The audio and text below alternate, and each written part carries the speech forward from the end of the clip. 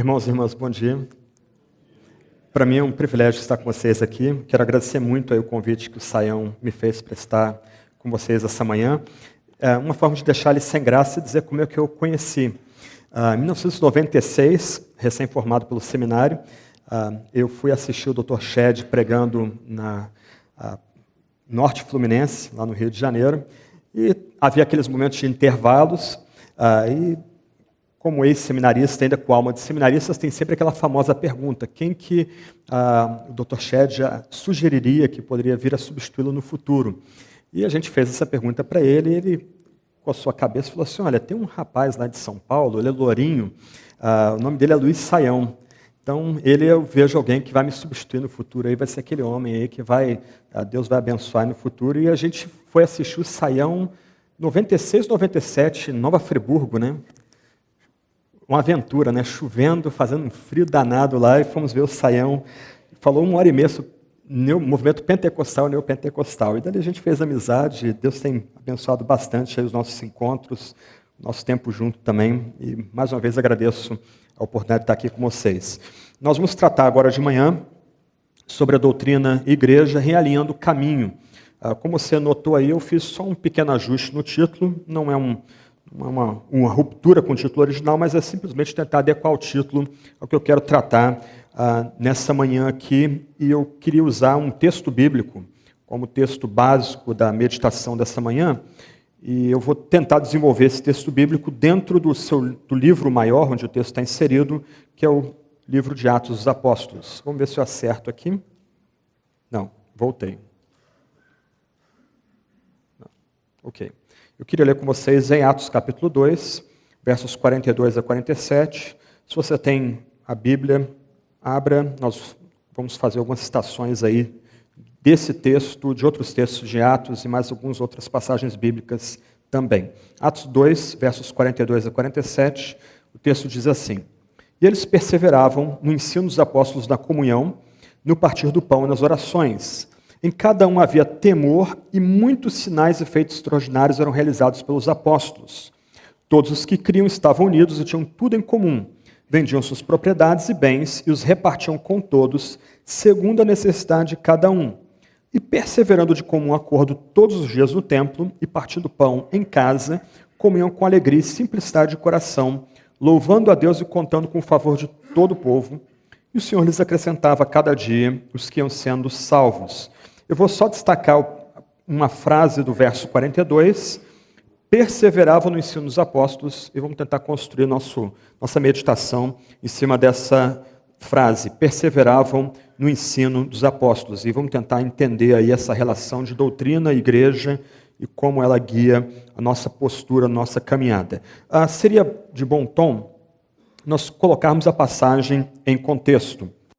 Você lembra que em Atos capítulo 2, versos 1 a 4, você tem um movimento novo ali, marca uma nova etapa na história da redenção. O Espírito Santo é derramado sobre cristãos reunidos ali em Jerusalém. Um grupo de discípulos e apóstolos está reunido no cenáculo. O Espírito Santo vem a eles com poder.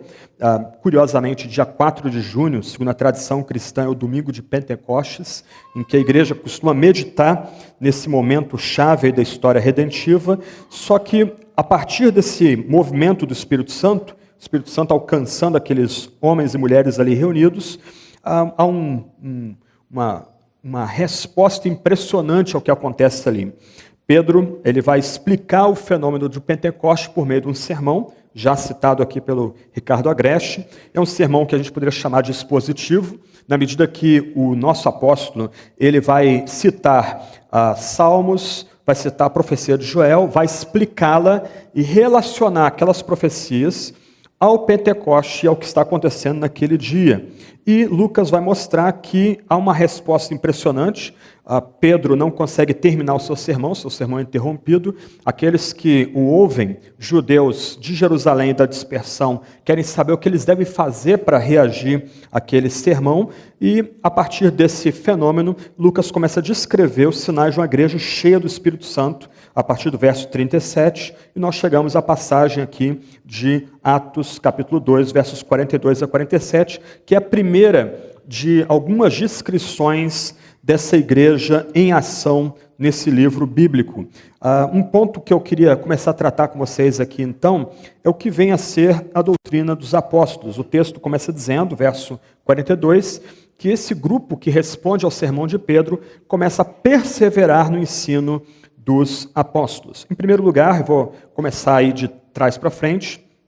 A gente tem que lembrar que apóstolos, nesse caso aqui específico, são aqueles homens que foram comissionados diretamente por Jesus Cristo para anunciar uma mensagem peculiar, a mensagem de salvação. Esses apóstolos tinham um ministério basicamente itinerante, eles não estavam focados em igrejas locais, eles plantavam essas igrejas e se moviam adiante. Esses apóstolos também eram pobres. O modelo de Paulo aí ilumina o ponto aqui, ele era bivocacional, ele tinha que ter um outro tipo de sustento para se manter no apostolado. Curiosamente, talvez uma das igrejas mais pobres do Novo Testamento, a igreja de Filipos, é uma das poucas igrejas que vão lhe dar um donativo. Mas esses são 3 pontos importantes aí do que vem a ser apóstolo.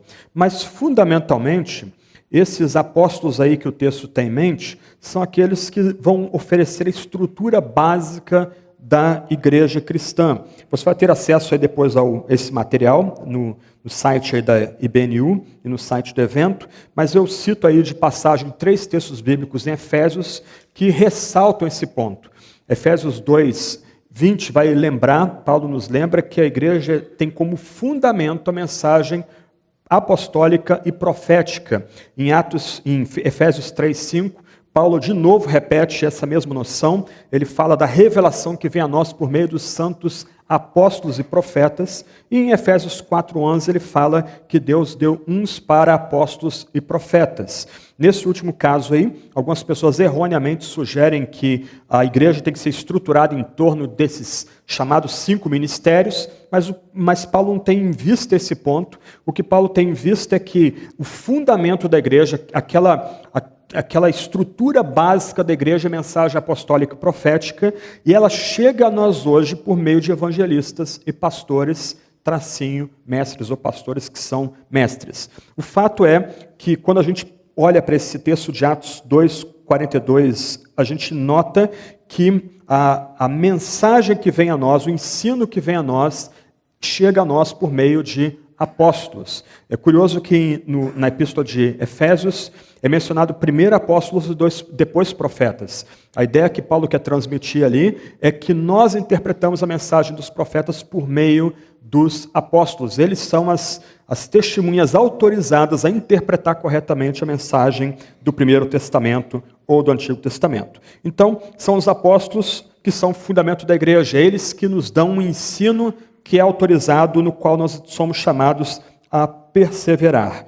Um ponto importante, então, aqui, é que esses primeiros cristãos perseveravam no ensino desses apóstolos, ou no ensino dado pelos apóstolos. E a palavra ensino aqui nos remete à palavra grega didaquê, que pode ser traduzida como doutrina ou instrução.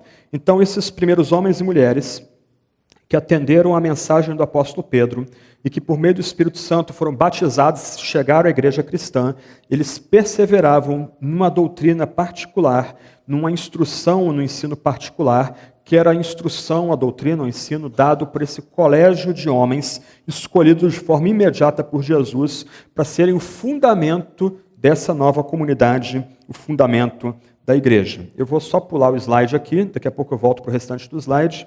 João Calvino, comentando essa passagem, ele tem uma percepção bem interessante. Ele vai dizer o seguinte aí. Ele começa, no caso, o autor bíblico, o autor canônico, Lucas, ele começa com a doutrina que é a alma da igreja. Portanto, onde quer que soe a pura voz do evangelho, onde os homens perseveram na profissão desse evangelho e dessa doutrina, onde se aplicam a ouvi-lo regularmente para seu proveito pessoal, aí, além de toda dúvida, está a igreja. Então, quando nós falamos de primeira igreja, e em conexão com o milagre da vida do Espírito Santo no livro de Atos dos Apóstolos, nós precisamos destacar aqui que o que dá estrutura básica para a igreja é a mensagem apostólica, e a mensagem apostólica é basicamente doutrinal, é uma instrução doutrinal que chegou àqueles homens e mulheres do passado e chega a nós hoje. Calvino continua, e é bem interessante essa frase final dele aqui. O Espírito Santo pronuncia que a igreja deve ser discernida principalmente por esse sinal, se a simplicidade da doutrina, ministrada pelos apóstolos, se prolifera em seu meio. Perdoem aí o linguajar antigo de Calvino, mas o ponto dele importante aqui, que a gente precisa destacar, é que uma igreja verdadeira é aquela igreja assentada sobre a instrução, sobre a doutrina apostólica. Os nossos credos antigos diziam que a igreja cristã é una, santa, católica e apostólica. Os católicos vão sugerir que uma igreja, então, é apostólica na medida que ela consegue retroagir uma sucessão de bispos aos primeiros bispos em Jerusalém. Mas não esse é o ponto do Novo Testamento. Uma igreja é apostólica de fato quando ela persevera na instrução, na doutrina dada pelos apóstolos. E um ponto importante que a gente precisa notar aqui é que tudo que vem depois é baseado nessa instrução dada pelos apóstolos. A comunhão, o partir do pão e as orações, elas seguem e dependem da doutrina apostólica, da instrução que vem dos apóstolos. E um ponto importante aqui, que não está no verso que nós lemos, quando nós voltamos ao verso 41, e eu vou voltar a esse ponto mais adiante, aqueles que perseveram, aqueles que estão assentados ouvindo a instrução que vem dos apóstolos, são pessoas que foram batizadas. Isto é, essa instrução que é dada aos apóstolos aqui, não é uma instrução pública aberta a todos, aberto a todos aqueles que, por exemplo, no capítulo 2, no começo do capítulo 2, estavam ouvindo a pregação do apóstolo Pedro. Essa instrução aqui é particular, é dada para aqueles que foram batizados, aqueles que entraram nessa comunidade, e eles agora vão persistir em ouvir os apóstolos, em perseverar ouvindo os apóstolos enquanto eles ensinavam. Um ponto, então, de destaque aqui, que a gente precisa frisar, é que uma igreja cheia do Espírito Santo, ela vai se esmerar em ouvir o ensino apostólico e submeter a instrução apostólica. Na Sagrada Escritura não há nenhuma contradição ou tensão entre luz e calor. Ambas as noções estão juntas, isto é, no nosso caso aqui, você lembra, o Espírito Santo é derramado em começo de Atos 2, aquela igreja prova um tipo de dom extraordinário, a gente vê a reação dos passantes a essa ação do Espírito Santo daquela comunidade. O sermão é todo fundamentado no Antigo Testamento, todo fundamentado em texto-chave do Antigo Testamento. Há uma reação espontânea à mensagem dada, não há nenhum tipo de apelo. Se você olhar o texto depois, continuando a leitura de Atos 2, o sermão de Pedro é interrompido, há um corte abrupto. As pessoas perguntam, tudo bem, ok, entendemos o ponto, o que a gente precisa fazer para ser salvo? E, consequentemente, aquelas pessoas são batizadas e agora elas começam a se reunir para serem instruídas pela mensagem, ou pelo ensino mais profundo, mais denso que vem dos apóstolos. Pessoas cheias do Espírito Santo vão amar a instrução apostólica, elas vão ter fome e sede para ouvir mais da instrução apostólica. E é preciso dizer isso agora, nós vamos ser sempre discípulos dentro da igreja. Ainda que nossa instrução ocorra dentro de limites muito bem definidos, limites que têm 66 livros, nossa Sagrada Escritura, eu garanto a você que quanto mais tempo você passa aos pés da instrução apostólica, mais você vai aprender, ou mais você vai notar que você tem o que aprender. Nós estamos sempre caminhando, sempre em aprendizagem. A Escritura tem uma fonte de riqueza inesgotável. Cada vez que a gente volta à Escritura, nós vamos descobrir mais luz vindo da palavra de Deus. Então, uma igreja cheia do Espírito Santo, uma igreja que estuda o ensino dos apóstolos, mas também uma igreja que submete a instrução apostólica. Mas a gente precisa avançar mais um pouquinho. O que vem a ser a doutrina dos apóstolos, a instrução dos apóstolos? Qual é o conteúdo dessa doutrina que os apóstolos pregavam? E eu vou agora citar 3 palavras gregas, simplesmente para a gente tentar entender algumas distinções que são importantes para a gente fazer e talvez até pensando no tema aqui de sermos igreja relevante hoje, à luz desse conteúdo da doutrina dos apóstolos. Já em Atos, nós notamos uma distinção de discursos, ou pelo menos 2 discursos diferentes. Primeiro, há um discurso que seria aquela pregação evangelística, e a palavra grega aí usada para descrever essa pregação é o querigma. E essa pregação evangelística, essa pregação que é feita a um público que não é batizado, um público que não é cristão, se distingue da doutrina do ensino, que é o didaquê. Esse didaquê, essa instrução, esse ensino, essa doutrina, ela abarca instruções de fé, instruções éticas e instruções que regulam a vida da igreja também. Mas nota o meu ponto aqui. Já no livro de Atos há uma distinção de discursos.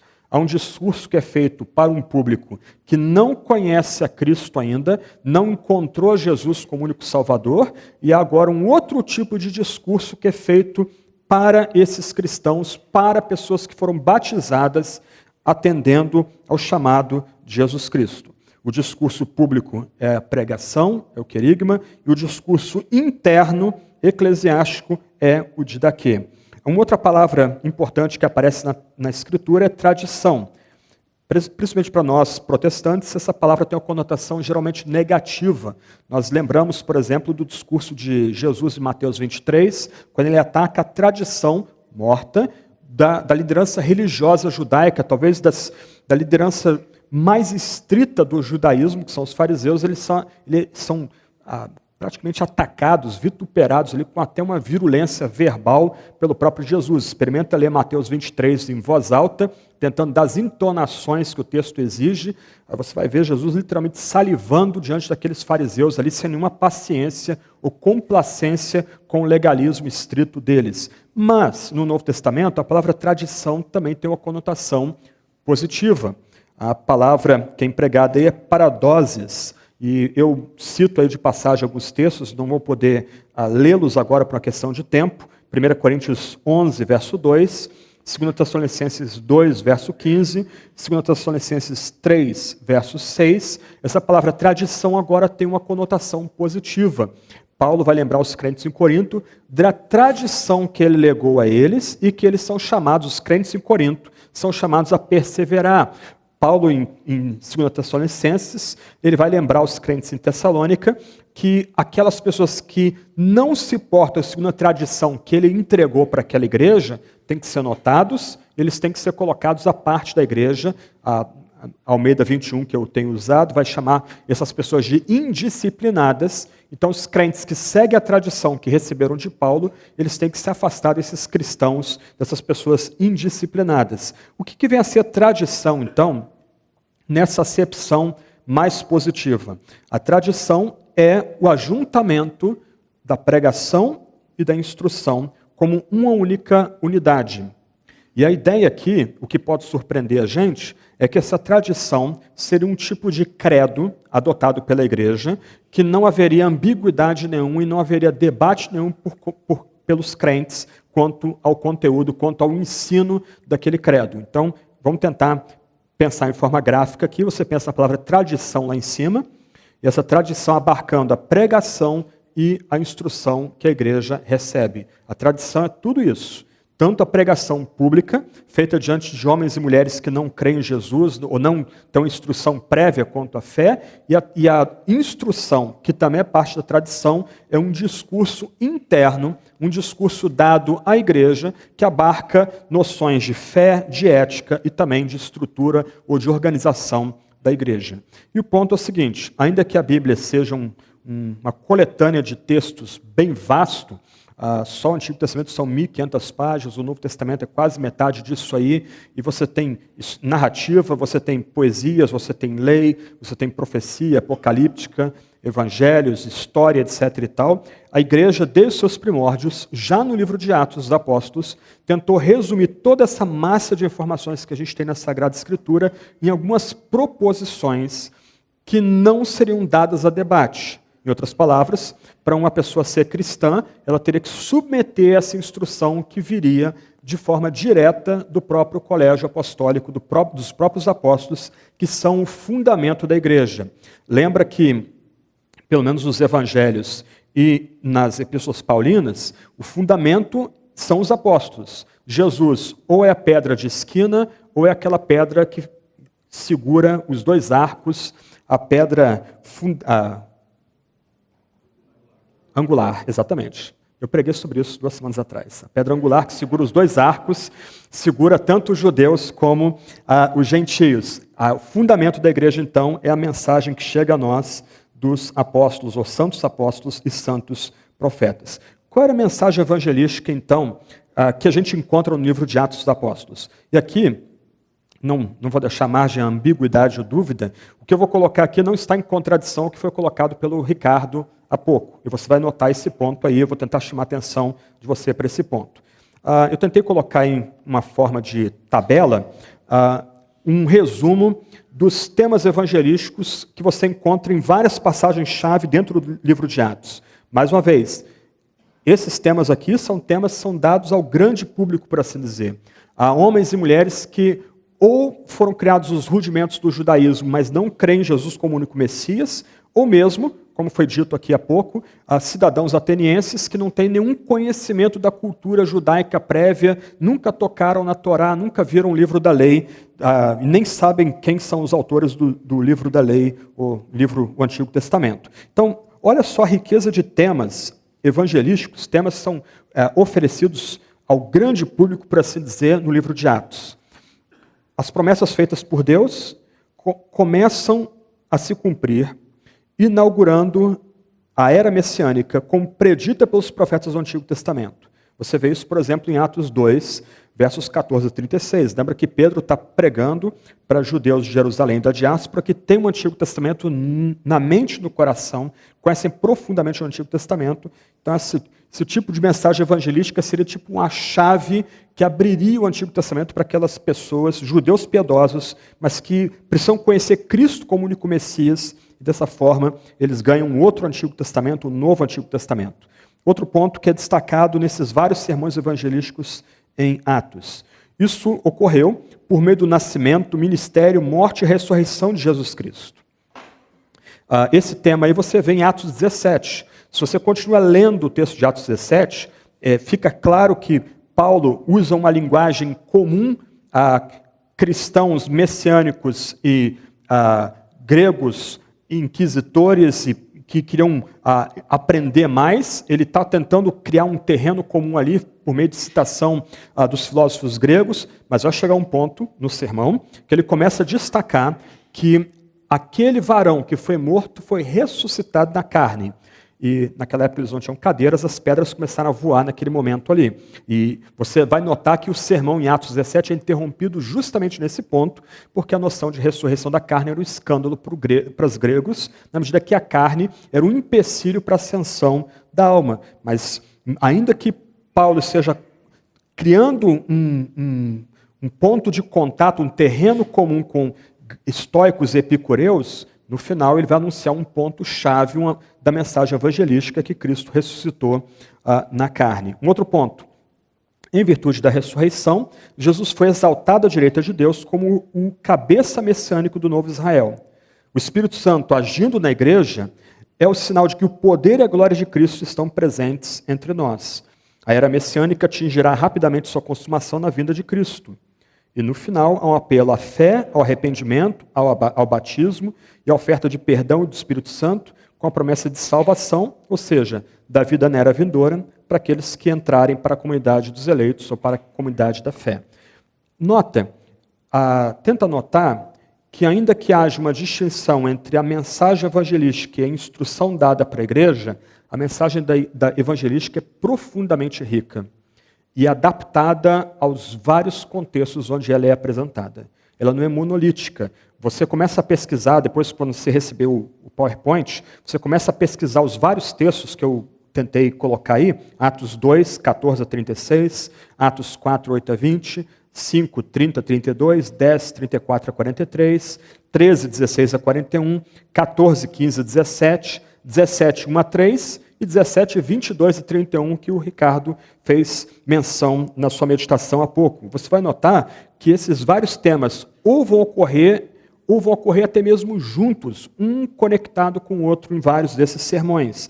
Para aqueles que foram criados, por exemplo, como eu, em tradição mais fundamentalista, em que você ficava 20 anos na igreja, à noite era sempre o sermão evangelístico, e o sermão nunca variava, todos pecaram, quem aceitar Jesus está salvo, vem à frente, uma vez salvo, salvo para sempre, ponto, acabou. É surpreendente notar que a própria mensagem evangelística no livro de Atos é profundamente mais rica do que aquela visão minimalista evangelística que se tinha no passado. Há toda uma riqueza de informações e noções, especialmente conectadas com o Antigo Testamento, mostrando que a vinda de Jesus Cristo é cumprimento de tudo que foi predito lá no Primeiro Testamento, e agora as pessoas têm que responder ou com fé ou permanecendo em desobediência. A pregação está longe de ser minimalista aqui, mas, como eu disse há pouco, no livro de Atos já há uma distinção entre a mensagem que é proclamada publicamente diante de uma audiência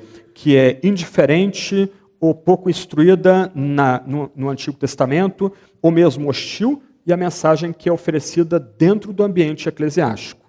E você vai notar que em Atos a igreja nunca se reúne para evangelizar. Esse é um ponto importante aqui.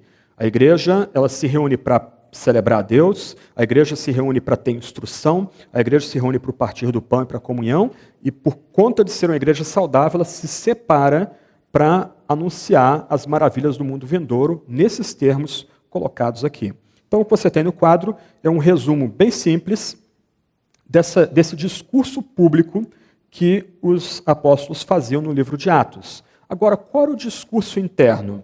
O que os apóstolos ensinavam para a comunidade nova que está surgindo no livro de Atos? E aí, nessa tabela, eu tentei fazer um corte mais amplo aí e resumir todos os temas doutrinais, éticos e eclesiológicos importantes que você vê no livro de Atos. Nota que, ainda que sejam discursos complementares e que formam o que a gente chama de tradição, é um discurso muito mais aprofundado do que aquele discurso que é dado de forma pública.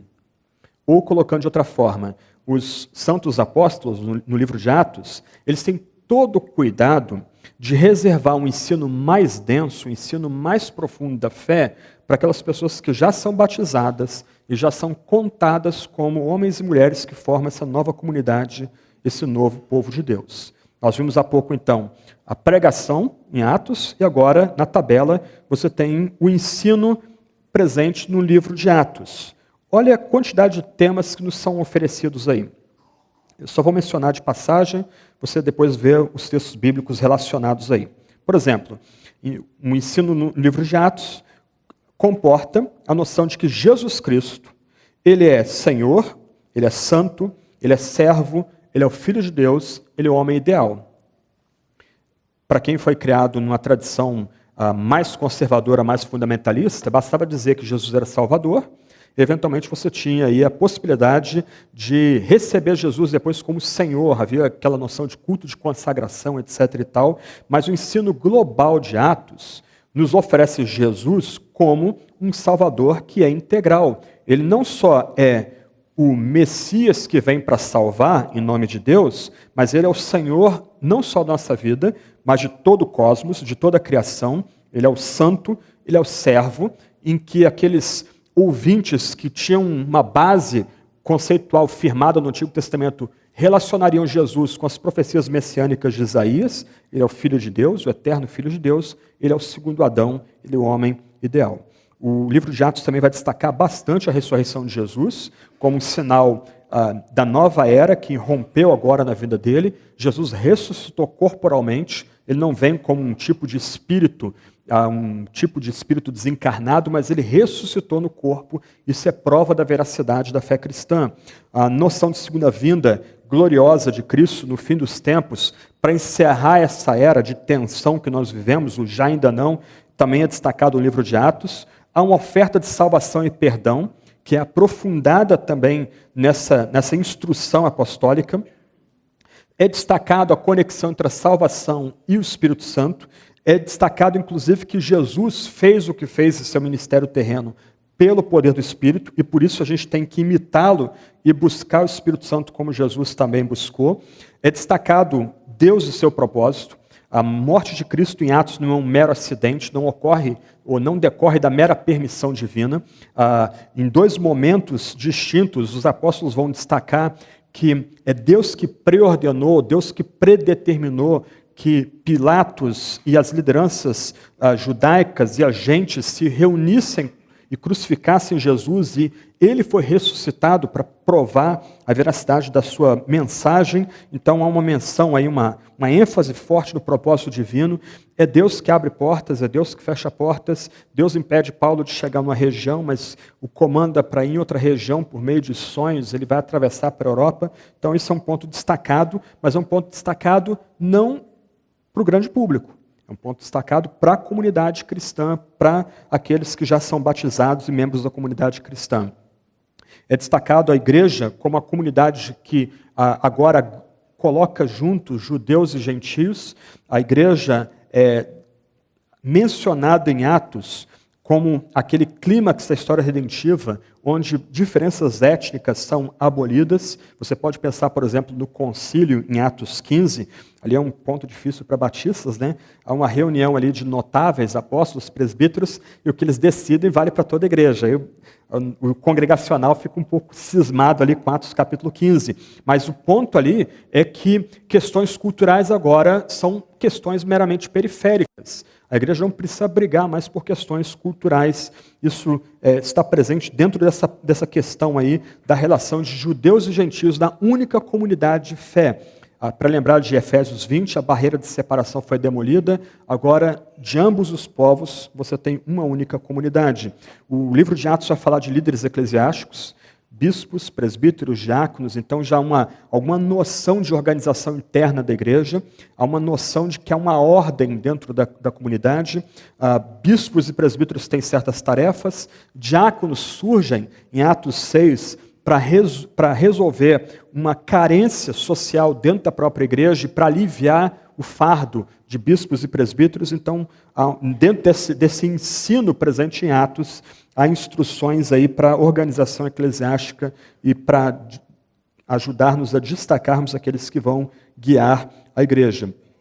O ensino em Atos comporta a importância da oração, e é interessante que um dos livros bíblicos que mais enfatizam a obra do Espírito Santo também enfatiza a necessidade de orar para que o Espírito Santo venha, orar para buscar instrução, para buscar direção do Espírito Santo. Então, a oração é um ponto destacado dentro do livro de Atos.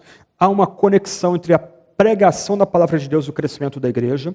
Você pode depois olhar os textos bíblicos aí que eu elenquei aí no quadro, mas a noção que Atos quer transmitir é que quando a palavra é pregada livremente, a igreja vai crescer. Não dá para se ter uma esperança de crescimento da igreja se não for pelo anúncio da palavra, pela pregação da palavra, do conteúdo da palavra. Atos também vai falar sobre pobreza e riqueza, a necessidade de que haja mutualidade dentro da comunidade, e Atos também vai destacar o discipulado. Eu vou voltar a esse ponto daqui a pouco. Mas a minha questão primeira aqui, citar essas duas tabelas, é que se você notar, as duas tabelas são complementares, mas a segunda tabela parte para um aprofundamento de vários dos temas tratados na primeira tabela. Então, me parece que dentro do livro de Atos, prioriza-se a pregação evangelística. A pregação evangelística ela é necessária dentro do livro de Atos, é a forma de agregar novos homens, novas mulheres de toda etnia a essa organização, esse grupamento que a gente chama de igreja. Mas uma vez fazendo parte da igreja, tudo aquilo que foi aprendido na pregação evangelística é aprofundado dentro da comunidade da fé, dentro da igreja cristã. Então, em outras palavras, em Atos nós temos um discurso para um público geral, para pessoas que não creem em Jesus como único Messias, como Cristo de Deus, mas há um discurso também interno de aprofundamento dos temas da fé. E esse discurso interno cobre não só questões ligadas à nossa crença, mas ligadas ao nosso procedimento no dia a dia, no mundo, e também tocam questões de organização da própria igreja local. E tanto a pregação como a instrução são aquilo que o Novo Testamento chama de tradição, e que a gente não pode abandonar. A gente tem que permanecer firme, a gente tem que perseverar nessa tradição dada pelos apóstolos. E um terceiro ponto, e agora tentando trazer a questão mais para nós aqui, de relevância, eu só quero inverter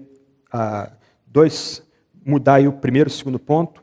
Uma questão que é necessário frisar aqui é que somente cristãos batizados tinham acesso a essa instrução. Nós falamos um pouco aqui na mesa redonda, né, no nosso debate, sobre como algumas vezes, e o Ricardo mencionou isso de passagem na palestra dele, como algumas vezes a gente vê alguns debates profundamente infelizes do Facebook. Pessoas tentando debater grandes mistérios da fé, como trindade, predestinação, etc., problema do mal, decretos, salvação, muitas vezes num nível superficial e muitas vezes um nível tão beligerante que causa repulsa naqueles que estão olhando aquele tipo de debate. O que o livro de Atos lembra é que, de um lado, a igreja precisa buscar instrução ou buscar ser firmada na doutrina apostólica. Se nós queremos ser igreja, a gente não pode abandonar a mão disso. Mas, de outro lado, é necessário notar que eram os crentes batizados que perseveravam na instrução na doutrina apostólica. Atos lembra para nós aqui agora que é um duplo discurso. Há um discurso para aquelas pessoas que não estão conectadas com Jesus, não creem em Jesus como Messias. Esse é um discurso público, um discurso aberto, mas esse discurso é aprofundado não na esfera pública, mas no ajuntamento do povo de Deus, entre cristãos batizados, cristãos comungantes. Dietrich Bonhoeffer, nas suas cartas à prisão, o título delas aqui em português é Resistência e Submissão, ele, curiosamente, ao mesmo tempo que ele tenta debater a relevância da fé num mundo arreligioso, num mundo que chegou à maioridade, e nem os eruditos bonhoefferianos conseguem entender o que Bonhoeffer queria dizer com isso, do outro lado ele fala da necessidade da igreja de redescobrir aquilo que entre os pais da igreja era chamado de disciplina arcana ou disciplina dos mistérios. Uma igreja que quer ser relevante, ela tem que ser firmada na doutrina e no ensino dos apóstolos. Ela tem que perseverar no ensino apostólico, na instrução apostólica. Essa instrução apostólica tem que ser aprofundada. E como eu já disse aqui, quanto mais você estuda a Sagrada Escritura, você vai notar que mais luz irradia dela para você. Você pode ter escrito quanto for, ter pesquisado quanto for, dia a dia a Escritura surpreende a gente. E não é só no nível devocional. Mesmo no nível intelectual, sempre coisas novas para se aprender na Sagrada Escritura. Mas essa instrução, ela é feita entre batizados, entre uma comunidade de batizados, não em público. A mensagem pública da igreja é a mensagem evangelística, ainda que se respeite diferentes contextos. Pessoas que conhecem mais a respeito do Antigo Testamento, mais da fé, pessoas ateus, sem nenhuma instrução prévia na fé, então a mensagem evangelística tem que entender esses distintos contextos para se fazer ouvir para públicos distintos. A instrução mais aprofundada, esses temas que muitas vezes a gente traz a público para debater, deveriam ter o seu fórum próprio, que é a própria igreja. Eles são protegidos, essa linguagem da fé é protegida quando nós debatemos e meditamos esses temas dentro do seu fórum apropriado. Isso é importante destacar, também pensando no contexto do livro de Atos e das tensões que a igreja enfrentou mais adiante. Lutando contra judeus furiosos com o cristianismo, lutando contra filósofos gregos que desprezavam a fé cristã, lutando contra um império que via nos cristãos traidores da pátria, na medida que eles não queimavam incenso para o imperador, não prestavam culto ao Estado. Esses cristãos, eles muitas vezes eram caricaturizados. Por exemplo, se dizia que quando cristãos se tratavam como irmãos, é porque havia incesto dentro da comunidade da fé. Quando se falava de comer a carne de Cristo e tomar o seu sangue na Eucaristia, então cristãos seriam canibais ou praticariam canibalismo na fé. Esse era o tipo de ataque que era feito especialmente pelos romanos cultos que desprezavam o cristianismo como um tipo de seita marginal no Império Romano. Os cristãos entenderam que eles precisavam proteger o seu discurso mais robusto, que é essa instrução que veio dos apóstolos. Pensar de outra forma era simplesmente, literalmente, jogar pérola aos porcos. pegar o que é precioso para a igreja e jogar para o mundo, daquele contexto, e o mundo simplesmente pisaria nessa instrução mais profunda ou mais robusta. Então, me parece que uma igreja relevante, ela tem que descobrir o tom da sua mensagem evangelística.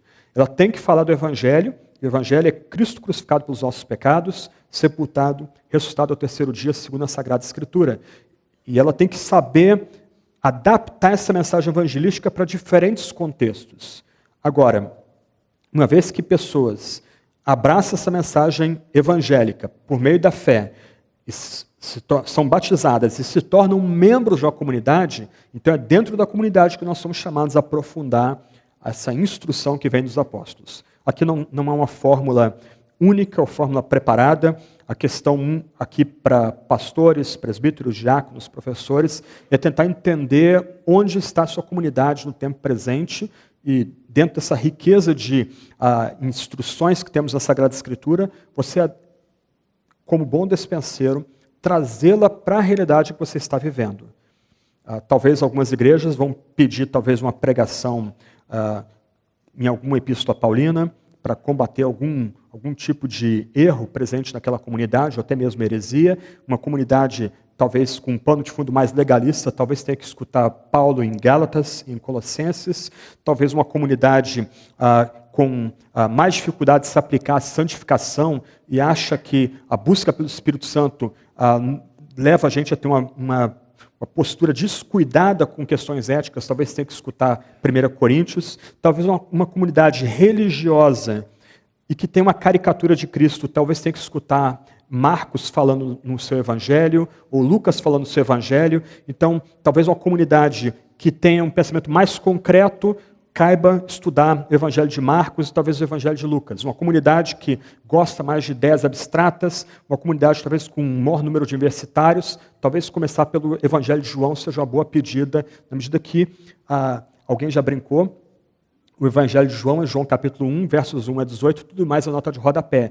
E só aqueles primeiros versículos de João já exigem tudo da gente em termos de pensar. O princípio era o verbo estava com Deus, o verbo era Deus, tudo foi feito por meio dele, ele tabernaculou entre nós, ele veio para os seus o rejeitaram, quem o receber agora é filho de Deus, mas isso não se dá por carne e sangue, nem pela vontade do homem, mas é pela vontade de Deus que isso acontece. Só aquilo ali já dá um bocado de estudos ali, mas o ponto é, quando nós pensamos na comunidade cristã, em homens e mulheres que já são batizados em nome do Pai, do Filho e do Espírito Santo, nós, principalmente nós obreiros, nós somos lembrados que nós temos a obrigação de oferecer a essa comunidade uma instrução adaptada à realidade deles, mas uma instrução sempre crescente.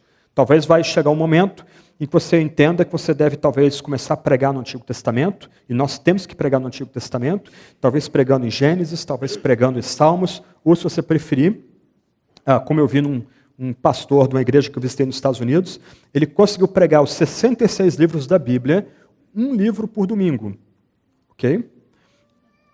Ele resumiu o livro em uma única sentença, um tema geral para aquele livro, pegava 2 ou 3 versículos que tinham a ver com aquele tema geral, e ele desenvolvia aquele tema geral dentro do seu livro, dentro do livro bíblico. Então, durante mais ou menos 1 ano e meio, aquela igreja teve uma visão panorâmica do púlpito, dos 66 livros que compõem a Bíblia Sagrada.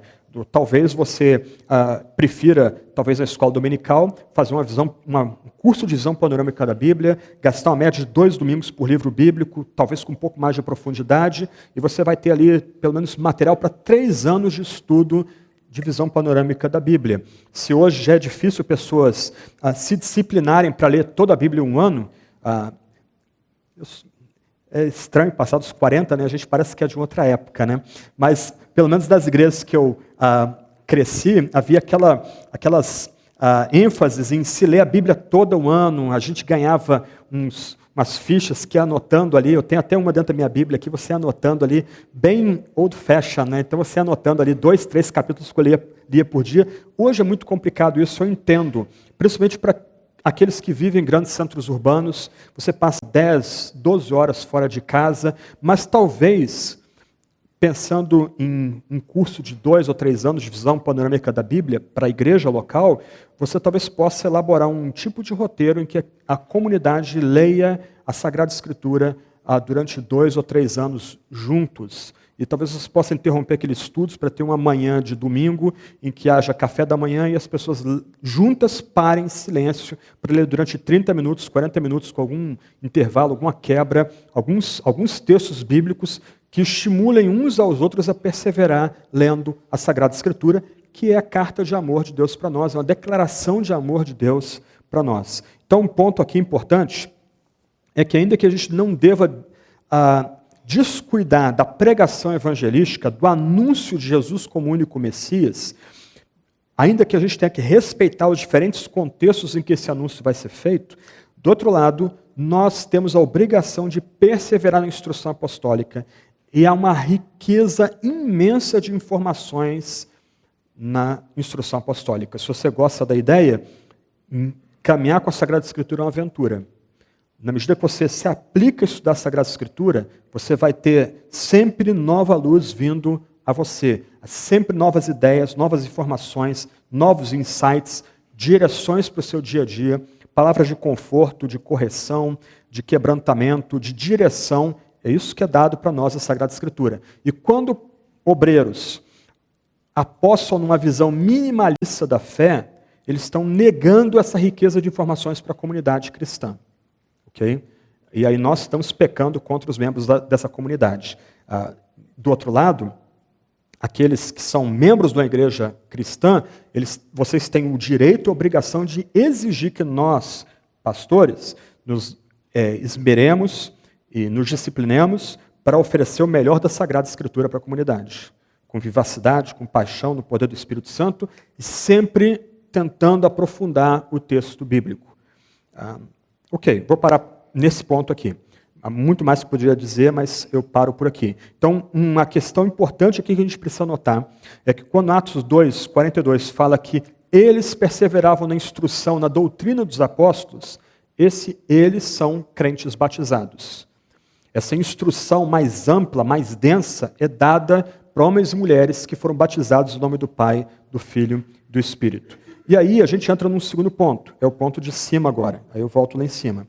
Quando a instrução apostólica é desvalorizada, nós vamos ter uma confusão na mensagem evangelística. Porque se você voltar com calma depois das duas tabelas, você vai notar que ambas formam a tradição e há uma continuidade entre ambas as mensagens, tanto a pregação evangelística como a instrução apostólica. Uma está ligada à outra.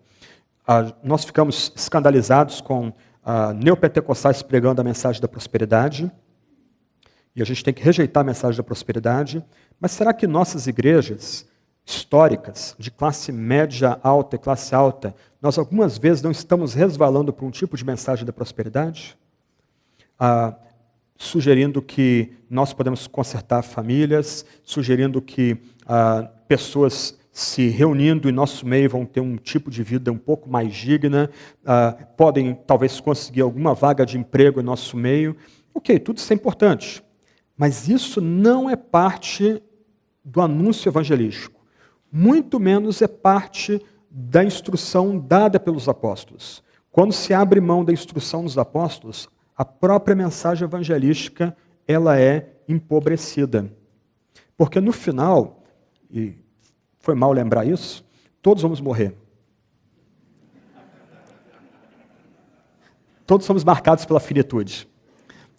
Talvez imagens, som, essa nossa tensão nervosa de ficar voltando ou tentando ser relevante nas redes sociais, entretenimento, talvez isso leve a gente, nos entorpeça um pouco, leve a gente a esquecer um pouco a nossa própria finitude. Mas a grande questão para nós aqui, quando nós estamos nos dirigindo a um público que não é batizado, não é cristão, é como homens e mulheres falhos, cheios de defeito, para usar as palavras bíblicas, cheios de pecado, iniquidade e transgressão, podem entrar numa relação com o sagrado, com o próprio Deus nos altos céus. A gente não tem como mudar nós mesmos, e Deus não muda. É necessário que Cristo se interponha entre nós, e que a gente seja revestido de Cristo. E a gente só tem Cristo entre nós e Deus, e a gente só é revestido por meio de Cristo quando a gente crê somente, quando a gente descansa nele somente. E aqui é necessário destacar que a mensagem evangelística não é um chamado para as pessoas entrarem em nossa igreja particular, não é um chamado para pessoas se tornarem membros de uma denominação particular, não é um chamado para pessoas deixarem de comer certas coisas ou beber outras coisas, não é um chamado a pessoas deixarem de escutar certas músicas ou se vestir de um certo jeito, é um chamado para se conectar com Deus por meio de Cristo. Estender mãos vazias a Cristo para entrar numa relação correta com Deus. Ponto. Acabou. Gostei demais do que o Agreste destacou há pouco, que eu vou agora parafrasear e dar um outro foco aqui, a última frase que ele leu do colega dele lá dos Estados Unidos. O único elemento que deve levar pessoas a ficarem desconfortáveis diante de nós é o Evangelho, não nossas preferências pessoais de comida, bebida, roupa, música, estilo sonoro, etc. e tal. É o Evangelho, é Cristo crucificado, sepultado e ressurreto. Esse é o único elemento que deve levar pessoas a ficarem desconfortáveis com a gente. Mas a gente só consegue, de fato, colocar diante das pessoas o Cristo sangrando no Calvário e depois a tumba vazia, se nós formos dignamente instruídos dentro de nossas comunidades. Se nós recebermos, de fato, a instrução apostólica dentro de nossas comunidades. Sem a perseverança na instrução apostólica, nós vamos pregar uma mensagem, por assim dizer, capenga, evangelística, uma mensagem que vai chamar pessoas a um outro fim que não o próprio Jesus, a um outro objeto que não o próprio Jesus. Um outro ponto importante é que o ensino dos apóstolos era um tipo de instrução catequética primitiva e, por conta disso, então, a gente deve buscar ter resumos da fé cristã para ensinar doutrina ao povo de Deus. O Evangelho de Marcos talvez ajude a gente a entender esse ponto aqui. A gente pensa em catecismo, pensa logo em coisa chata, decoreba, etc. e tal, mas o catecismo não tinha, nem nos primórdios, nenhuma intenção que fosse meramente decorado. Ele tinha uma estrutura educacional, pedagógica, grega por trás dele. Entendia-se aí que sem conseguir ler apropriadamente, sem conseguir interpretar apropriadamente e sem conseguir retratar na sua própria linguagem o que se lê, não há instrução de fato. Mas já no Novo Testamento nós temos um tipo de instrução catequética, e a gente vê isso no Evangelho de Mateus. Ele é um tipo de evangelho apologético. Mais de 20 vezes o autor vai dizer, olha, ouviu, isso ocorreu para que se cumprisse o que foi dito no passado. E aí o autor vai citar textos proféticos, textos do Antigo Testamento e do Primeiro Testamento. Mas se você notar, Mateus, diferente dos outros dois evangelhos, Marcos e Lucas, ele é estruturado em cima de 5 discursos. E o discurso ali tem uma função catequética. Ensinar como o cidadão do reino se porta, ensinar a missão do cidadão do reino, ensinar a vinda gloriosa do reino. Ele vem agora de forma humilde para vir no futuro com grande poder e glória, a disciplina do reino e o triunfo final do reino. E se você anotar, há toda uma série de pistas ali que conectam a revelação de Jesus como Messias com o Antigo Testamento. Gênesis, ou melhor, Pentateuco, você tem 5 discursos. Agora, os 5 livros, né? E agora você tem 5 discursos. O que quer se mostrar agora é que aqueles 5 livros encontram sua completude e sua realização final nos discursos de Jesus. Moisés diz, virá um profeta maior do que eu, a ele ouviu. E Moisés, ele é o grande profeta que sobe ao Sinai para ouvir a lei. Em Mateus você tem Jesus subindo o monte para dali proferir a nova lei, por assim dizer, uma lei aprofundada, por assim dizer. Na sequência das bem-aventuranças, de Mateus 5 a 7, você tem uma série de grandes milagres, dependendo de como você conta, 9 a 11 milagres, onde você vê uma sequência de milagres assim. Lá no Êxodo, quando Deus esmaga, por assim dizer, o faraó e as divindades do Egito por uma série de milagres surpreendentes. Então agora Mateus mostra que aquele que nos instrui é maior do que o anjo que operou com poder lá no Êxodo. E qual o último milagre que a gente vê em Mateus? Em Gênesis, milhares de primogênitos têm que ser mortos pelo anjo para que o povo de Deus seja liberto do Egito. Agora, um único primogênito morre com poder para salvar homens e mulheres de toda etnia, para redimir homens e mulheres de toda etnia. Quer dizer, já no Novo Testamento você tem livros que oferecem um tipo de estrutura de ensino aprofundado. Então nós precisamos redescobrir a necessidade de termos alguns tipos de manuais adaptados às comunidades que Deus coloca sob nossa responsabilidade, para a gente instruir o povo de Deus nessa instrução apostólica que vem sempre, é sempre renovada para a gente, é sempre dada em profundidade para a gente. Então a gente precisa criar espaços em que a gente possa aprender cada vez mais da sã doutrina ou da instrução dada pelos apóstolos. E aqui você seja criativo. Conheça seu povo, você tem a Sagrada Escritura, você tem a tradição cristã, mas conheça seu povo e, tendo a Sagrada Escritura e a boa tradição cristã, adapte a riqueza da Sagrada Escritura à sua comunidade. Leve-os, cheios do Espírito, a amar a instrução apostólica e a perseverar na instrução apostólica. Cuide dessa instrução apostólica. Não suscite debates em público que as pessoas possam olhar de fora e dizer, puxa, olha que gente esquisita, o debate é impenetrável, olha os vocábulos, como são bobos, olha o nível deles. Não, valorize essa instrução como um bom tesouro. E um bom tesouro que é partilhado entre pessoas que são batizados previamente e que devem ser suscitados ou levadas a amar essa instrução se foram tocadas e movidas, são cheias do Espírito Santo. Por fim, e aí você tem a base bíblica que eu prometi há pouco, e com isso eu encerro. A igreja de Atos era uma igreja de discípulos que amavam o ensino. O discípulo não é só aquele que segue, o discípulo é aquele que aprende. Num ponto muito específico, todos nós somos discípulos.